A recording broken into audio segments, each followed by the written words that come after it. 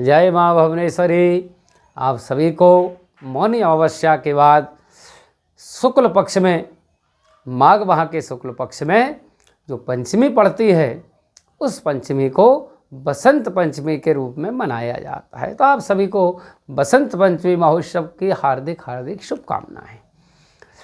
मित्रों, इस बार बसंत पंचमी को लेकर के कुछ संशय बना हुआ है। कोई 2 तारीख की बसंत पंचमी बता रहा है तो कोई 3 तारीख को बता रहा है। वैसे शास्त्र मत के अनुसार 2 फरवरी को ही बसंत पंचमी मनाना शुभ और शास्त्र मत है। 2 फरवरी रविवार को प्रातः 9:13 से बसंत पंचमी प्रारंभ होगी, जो 3 फरवरी सोमवार को प्रातः काल 6:52 तक रहेगी। इसलिए बसंत पंचमी 2 फरवरी को मनाना ही शुभ है। अब हम जानते हैं कि बसंत पंचमी में किस देवता का पूजन किया जाता है, किस देवी का पूजन किया जाता है। तो आप जान लें कि बसंत पंचमी माता सरस्वती, माँ शारदा, जो ज्ञान के साथ साथ संगीत की भी देवी हैं, बुद्धि और वाणी की देवी भी हैं, इनके प्राकट्य के रूप में, इनके जन्म उत्सव के रूप में बसंत पंचमी मनाई जाती है। और इसी दिन से बसंत प्रारंभ हो जाते हैं, बसंत उत्सव प्रारंभ हो जाते हैं। इस दिन माता सरस्वती का विधिवत पूजन करें और पूजन करने के बाद माता भगवती को पीले पुष्प अवश्य चढ़ावें। और पीले पुष्प भी अगर सरसों के पेड़ के जो है मिल जाए आपको, तो उसमें जो फूल होते हैं पीले, वो अगर माता सरस्वती को आप चढ़ाते हैं तो माँ भगवती प्रसन्न होकर के आपको बुद्धि की, ज्ञान की और आपकी वाणी को शुद्ध करती है।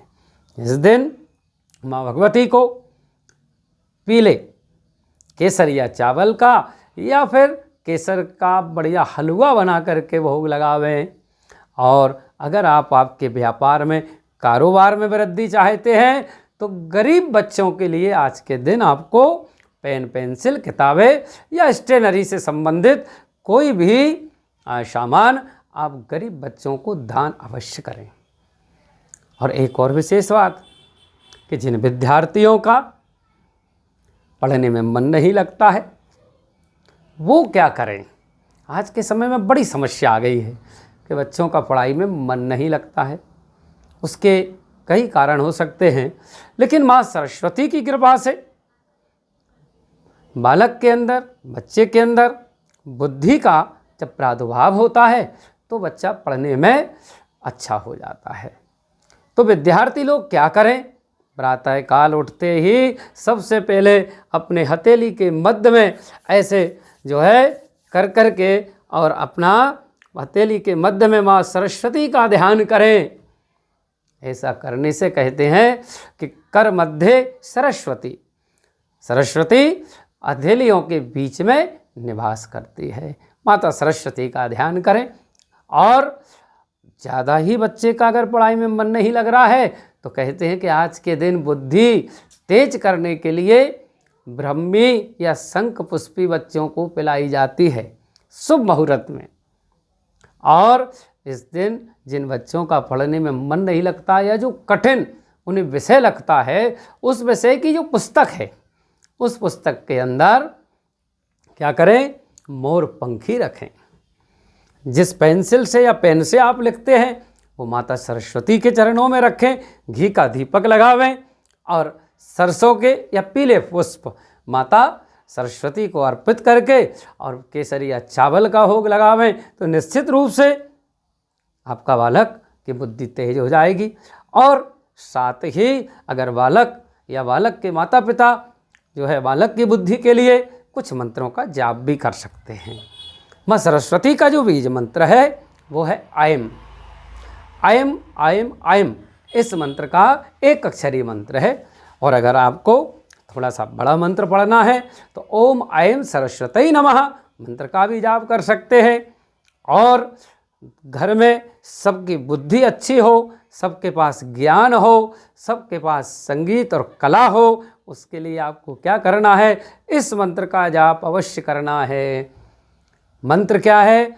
ओम ऐं ऐं ऐं ह्रीं ह्रीं ह्रीं, यानी 3 बार भगवती के बीज मंत्र का, फिर ह्रीं ह्रीं ह्रीं 3 बार बोलें और बाद में क्या कहें? ओम ऐं ऐं ह्रीं ह्रीं सरस्वती नमः। इस मंत्र का आप जाप करें तो निश्चित रूप से आपके घर में धन्य धान की वृद्धि के साथ साथ माँ सरस्वती की, क्यों कि जहाँ ज्ञान है वहाँ बुद्धि है, वहाँ अपने आप लक्ष्मी खिंची हुई चली आती है। तो ज्ञान की देवी सरस्वती का पूजन विधिवत करें। और अब एक मैं विशेष प्रयोग आपको बताने जा रहा हूँ। कई बच्चों को बोलने में समस्या आती है, या तो वो हकलाते हैं या तुतलाते हैं। तो ऐसे वाणी को दोष को दूर करने के लिए आपको क्या उपाय करना है? एक बांस की वंसरी ले आएं और जो वंसरी के छेद होते हैं उन छेदों में से शुद्ध शहद भर करके और फिर उसको मोम से बंद कर दें, वंसरी के छिद्रों को।